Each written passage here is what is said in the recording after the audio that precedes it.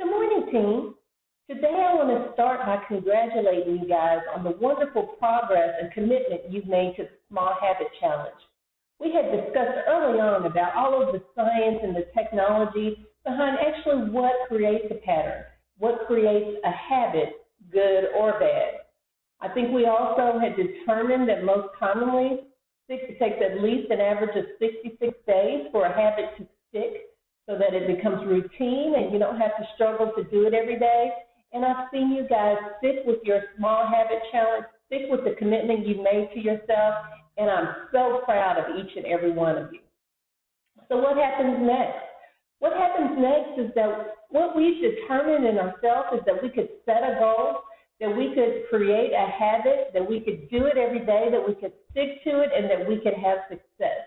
And being able to do that with something small, what we know is that if we add on to that, if we stack on top of that small habit, another small habit, we'll create big lifestyle changes that we will see the ultimate outcome from. Now, what happens is some of us didn't do quite so well. You guys, no worries about that either. We can always start where we are. What we want to examine is something called our self-fulfilling prophecy. Some of us started the habit challenge and picked a habit that we did not think that we could do. Now, that's awful that we thought that we couldn't do something that we really want to do, that we need to do, and that we know full well that if it can be done, we can do it.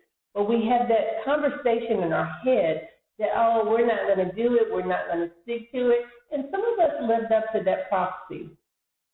So in the future, we have to learn how to avoid that self-fulfilling prophecy, you guys. So what we're going to focus on are these 3 steps to being successful, whether it's in creating the habit, whether it's in creating your business plan. But the 3 steps, you guys all did a great job on the first step. The first step is better awareness. We have to be willing to learn. We have to be willing to grow. We have to have an awareness for where it is that we're starting. The second step is better choices. Some of us are still on step 2. Almost all of us got past step 1 or did a great job with step 1. Some of us are still on step 2, making better choices.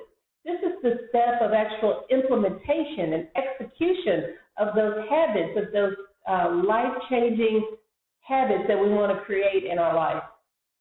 And lastly, when you get to step 3, that's when you start to see better results.